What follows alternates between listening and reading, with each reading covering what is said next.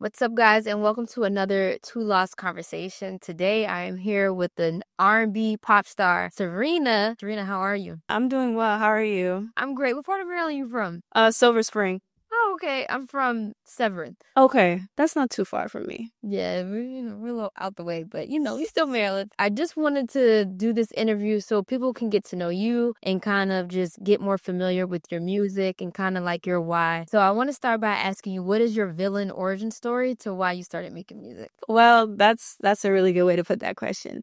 Basically, I was kind of still in high school, and it was like I want to say like the summer in between maybe 11th and 12th grade. It was a summer in between those ending years of high school, and I had my first job ever. It was a camp counselor. It wasn't too bad, but it got me to thinking, okay, like, life's about to get serious. I'm about to graduate. Everyone's asking the question, what do you want to be when you grow up? What are you going to major in? And then I was really like, it's really about to be time to lock in. And I don't think, these type of jobs, like I'm good at them, but I don't really see myself doing this every day for the rest of my life. So that's when I really just had to make a decision like, okay, either I'm going to try this now, see whether it works or not, or just like ignore that feeling and then be miserable. So I'm like, I'm gonna just try it out. So that was it?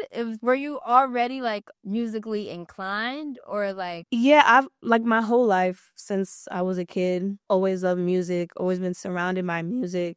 No one in my family is like a musician or anything, but we all love music. So I always knew the entertainment industry. Like I love like acting and all those different things. So I knew something in that realm I wanted to be a part of. But also too, growing up, in a Caribbean Haitian household, those type of careers are not the go-tos at all. So I was very reluctant to voice that and, make that known to my family because I knew it would be an instant no. So I kind of just, that was like, that's kind of part of the villain origin story, but also like it was more internally, I was like, I have to be confident first before I tell anyone because I know it's going to be, different people saying, no, don't do this. So I had to know like myself, I had to be 100% in it because I knew people were going to try, shift my focus. So I guess, what would you say are some of the things that you did to develop your confidence and your artistry? Because it is scary, like performing for the first time or even, just trying to win people over, especially in a live element. How did you develop that? Literally just practicing, like first on my own, like in my room. Definitely the first time I ever performed in front of people by myself was in high school. And when I tell you, like, if you touched me, like I could probably have been pronounced a dead body medically because I was freezing cold, but also sweating and I couldn't. So, and I chose to play the piano too, so I wouldn't look at people because I knew if I could see anybody, it would just be over. But that was the first time I ever performed by myself in front of people. So that was kind of like the first, like, can I even do it? Can I even get through a song without completely falling apart? And then I was able to. And then, yeah, just a lot of practicing on my own at home, learning how to somewhat produce and, make a full song. And then still at that point, not really showing anybody until I felt like, I had the right one where it could be like something I love 100%. So even if everyone said they didn't like it, I would still be like, it's fine. I like it. Yeah, I love that. Rightfully so, as you should, as it should be done and did, right? Okay, I love hearing that you were just shy and in your head about it. Because now when I look at your Instagram page, it's confidence, it's body, it's dancing, you know what I'm saying? So that's dope. I know you just dropped the EP, which you didn't know.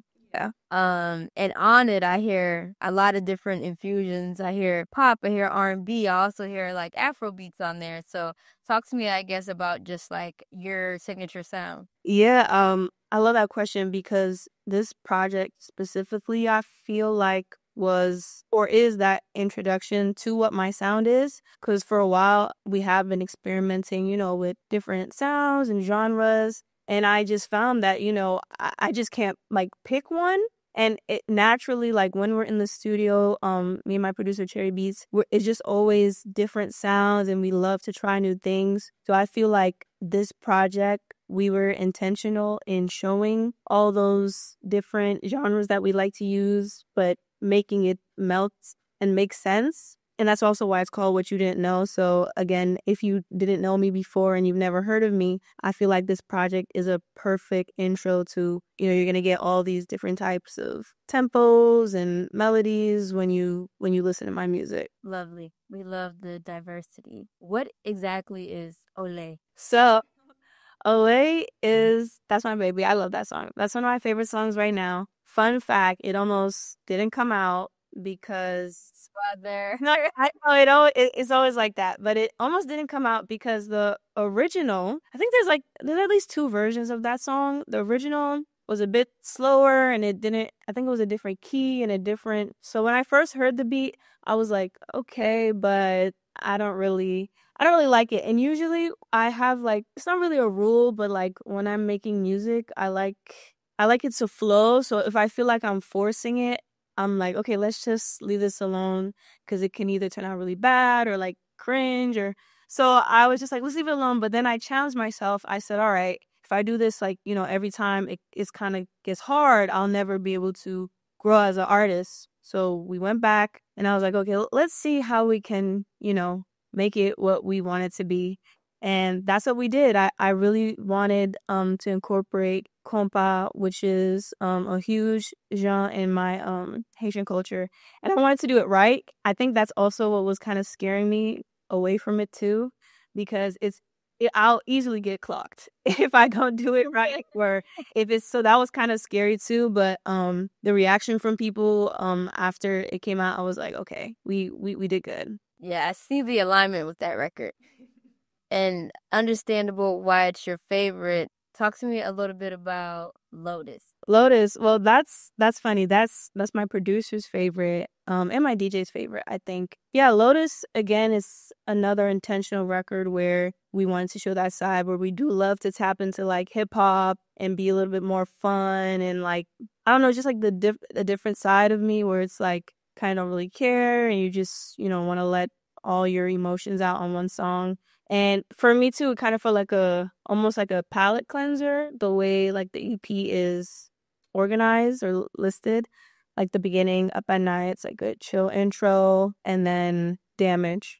I'm like, what's next? Chill intro, and then Damage is kind of like upping it a little bit, and then you get into Olay, and then Lotus is kind of like the palette cleanser, and then you get the two like hard hitting, faster records, What You Didn't Know and Say It Like. Lovely. So I like the fact that you even mentioned the like flow of the project, just because I feel like a lot of people don't even really put that much like intentionality behind the flow. And I think it's just so important. But talk to me about like what are the things that you wanted people to take away from What You Didn't Know? Like what is like this is my first time listening to you. What is supposed to be the takeaway? Well, the takeaway that I hope people will get is that I am a versatile artist and an artist who genuinely loves music. I also produced on some of the records as well. I vocally, arrange, me and my producer. I write all the songs. So yeah, I really just wanted this project to not only be an intro to me as like the artist, but also as a person. Like I genuinely care about music and the music that I make. And yeah, I just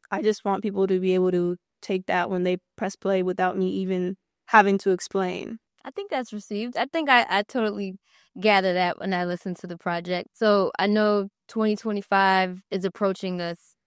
What do you have like planned in store, if anything, so far? No, absolutely. The number one thing on my to-do list, I definitely want to get out a official music video for Olay because it's one thing that just can't get out of my mind. Usually, for certain songs, I'll be like, oh no, this has to have a video. And then I'm like, okay, maybe it doesn't. But this one, I truly feel like just I just feel like it needs to happen.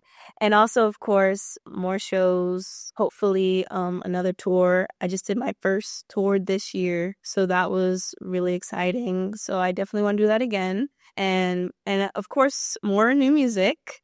So yeah. How did you enjoy tour? For my first experience, I can say I really enjoyed it. There's always like things that are like, oh, okay, this is different, this is new. But yeah, I opened up for Luna L. She's like an incredible R&B artist. So it was really cool. We did Canada, London, and New York. So it was my first time performing internationally as well. So that was really fun. And really cool just to see again how different people from different backgrounds and everything react to like the same songs and then gaining like new fans in person, which is really cool. So yeah, I really liked it. I love that for you. That's awesome. Your first tour was international. Well, you see, okay, I didn't even think of it that way. That's pretty cool. Pretty impressive, I will say. Okay, so you said more new music. We're going to be getting a video for Oblique. So are you doing the creative directing behind this? Oh yes. Yes, I already have the concept and the mood board. Actually, today I was scouting locations, and my cinematographer, Cameron, she also helps on a lot of my videos and like my visuals too on like Instagram that you see. So she's really dope to work with, and yeah. Fire. So do you have an all-girl team? No, I don't. So I have Cameron, and I also have my mom. She's my business manager, Yeah. and yeah, I'm a momager. And but yeah, my manager Jordan, man, DJ, man, producer, man. Yeah, but it's a diverse team though. Everyone works really well together. They really believe in me, and I believe in them. So I think that's like the number one thing. And even like aside from like the music and everything, we genuinely like have friendships, which is really cool because yeah, in work that doesn't happen often. So yeah, it's really nice. Major key. I love that for you.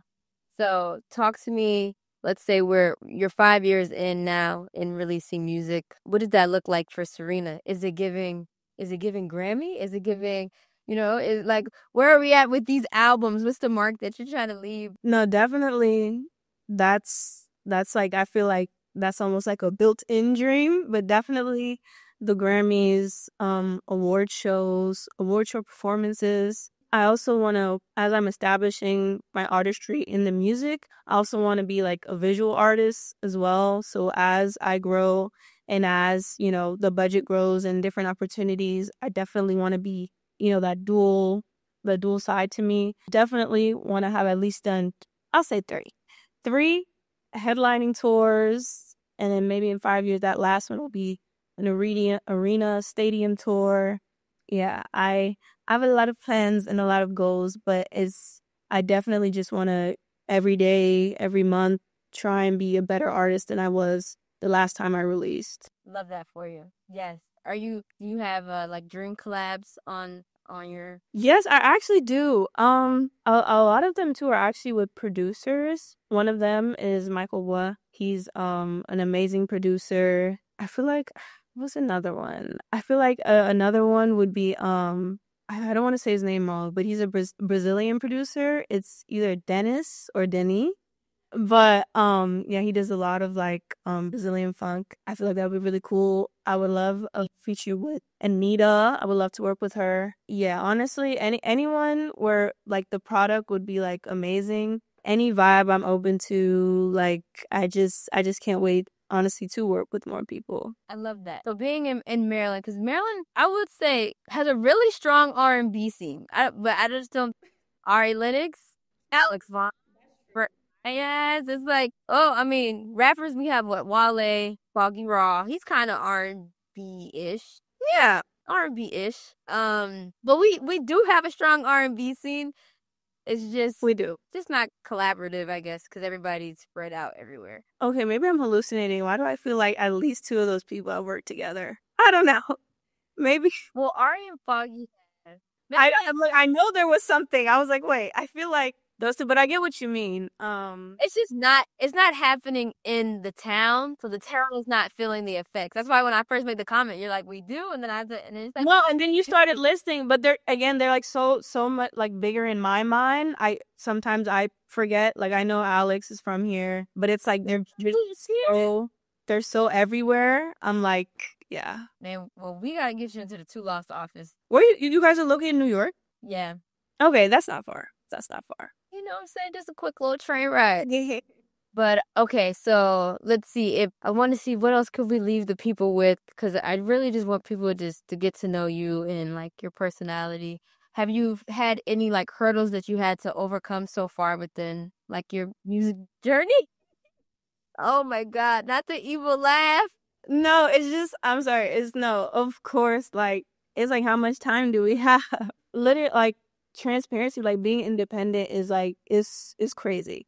Like, you really have to, I mean, it's literally, again, it's like, it's your own business, like having your own business 24/7. Again, no one is gonna, independent or not, no one is gonna care as much as you do. So for the things you want done and the goals you want, you have to put in that work. So Sarina's coming 2025, new music on the way, new visuals on the way. We're definitely excited for that. And I'm just excited to see what the new era looks like for you. I know people are still, getting familiar with you, but I think the potential is there and you're coming from the best city. Till next time, guys, thanks for tuning in to Two Lost Conversations.